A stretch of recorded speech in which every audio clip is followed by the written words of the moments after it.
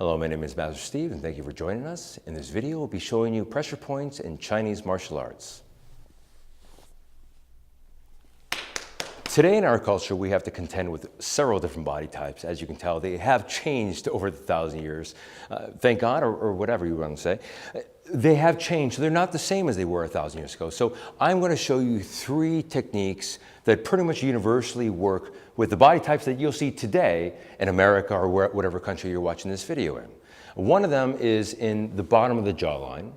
The second one is towards the clavicle. And the third one is underneath the armpit. These 3, if utilized properly, if trained for a long period of time, will be effective in whatever situation you might find yourself in. Now, one of the examples of pressure points that I'm going to show you is right underneath the jawline. It's actually right underneath the wisdom tooth.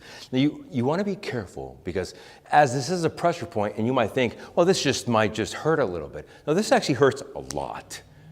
So when you come through here, you want to take your thumb and come right underneath the wisdom tooth and press upwards towards the top of their head, like so. Now be careful because your hand is right over their throat. You can actually just isolate the thumb and go in like this. Now you might have seen in some movies, they actually make a knuckle like this and will hit here, just like so. So this is one of the pressure points right over here, right underneath the jawline, right where the wisdom tooth is. You press right up. Now the second pressure point is with the clavicle. Now, as you can tell, the clavicle, you can't do clavicle ups.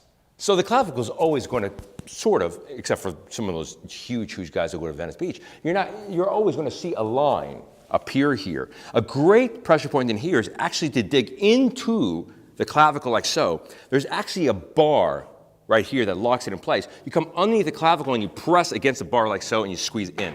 Yes. That's as you can see from his face because he's so handsome, that is quite painful to do. Not easy to do, not always effective, but if you do have that choice, you do have that point there. You can also simply just come into the cavity and press downwards like so. You can tell that doesn't feel good, and he doesn't want to make me look good. So the third one comes in from here.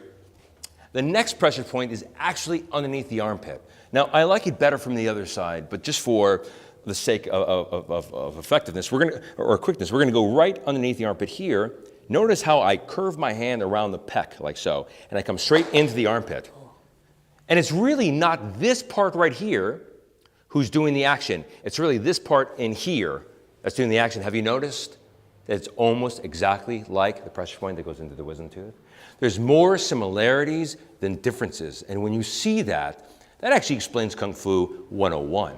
There's more similarities than differences. That's why when you find people who say karate is better than Kung Fu, Taekwondo is better than karate, there are more similarities than differences.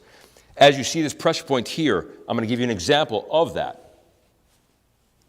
Go right into the armpit like this, cover around the bicep, and then squeeze up and down at the same time.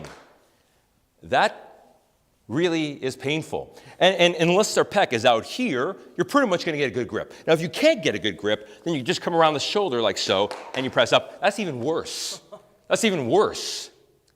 Those are 3 examples of pressure points. They're pretty much effective on almost about anybody.